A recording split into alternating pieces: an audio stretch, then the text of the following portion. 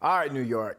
I know it's only preseason and it was only one game, but you can't tell me you're not excited for the Knicks season after last night's win against the Pistons. So here's what I'm going to do. I'm bringing in CP, the Fanchise of Knicks TV, and I'm going to have him tell you why the Knicks could be the real deal this season. Let's get that toolbox. Everyone's telling me to chill out, CP. So let's start with Jalen Brunson and RJ Barrett. Those two dudes, they balled last night. So what was your first initial thoughts on Brunson? And is this the duo the Knicks fans have been waiting on?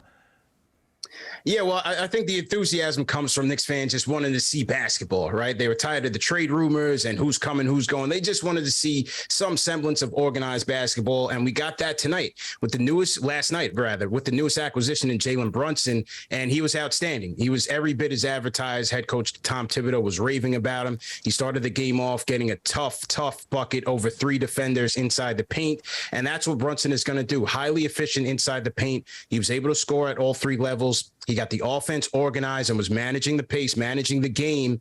And, on the other side, drew 3 offensive fouls. So he was very, very good in his preseason debut. You like the chemistry between he and RJ Barrett. And where RJ is concerned, look, you just want to see RJ be more of an efficient player. Right. You have to understand where his offense is going to come from. Last night, he was 8 of 14 from the field, 21 points, 5 rebounds, an easy night for RJ Barrett. And he's going to get a lot of opportunities for open shots playing off of Jalen Brunson's drive. Brunson is going to draw a lot of attention on his drives. And so RJ Barrett is going to have a lot of open opportunities to hit open shots and also to create for himself.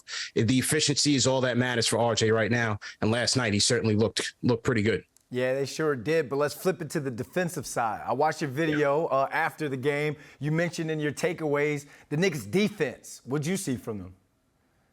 Yeah, well, preseason is not just about these guys getting into condition and game shape, but also executing what the coach is preaching during the week. And the Knicks and Tom Thibodeau have 8 defensive principles that they are preaching in practice, some of which are to play with energy, to compete, to challenge shots, to play physical without fouling. And I thought you saw that last night with the Knicks. Their energy on the defensive end was very good. You had a lot of active hands out there. Mitchell Robinson was trying to control the paint, being a force out there, sent a message to Pistons rookie Jaden Ivey, 3 blocks for Mitchell Robinson. Miles McBride had 6 steals on the night. So overall, the Knicks did a good job in creating turnovers and turning those into points on the other end.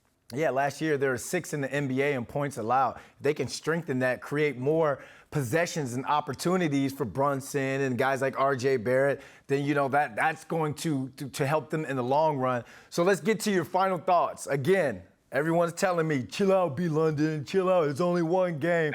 So let me get your final thoughts. And do you have a prediction when it comes to win total? Yeah, I would say, look, you can't get too high, can't get too low about preseason. But again, the enthusiasm just came from Knicks fans wanting to see basketball and get past the offseason. One of the storylines to take a look at, though, is the 2-guard rotation. Evan Fournier has been the front runner and the lead candidate to start at the 2. Quentin Grimes, the Knicks' second-year player, is in that depth chart, but he's battling a foot injury. He's day-to-day, according to the team. And then Cam Reddish, who got an opportunity to play extensive minutes in the first half, left that game last night with a sprained ankle. So we'll see what his diagnosis is and what the outlook looks like for him going forward. But nevertheless, for those 2 young guys, they have an opportunity here to really assert themselves in this rotation. But right now, the injuries are certainly setting them back. As far as predictions, I'm going to say 41 wins. The Knicks won 37 wins last year. They brought in Brunson. They brought in Hartenstein. Anything can change in the East. But right now, I'm going to stick to my prediction of 41 wins with this team battling for a play-in spot. CP, we love what you guys are doing over at Knicks TV, Knicks Fan TV. And of course, throughout the season, we're going to have you on again. So I appreciate you taking the time and joining us. And I'll calm down and I'll manage my expectations for now. Anytime, Brandon. Thanks again for having me on.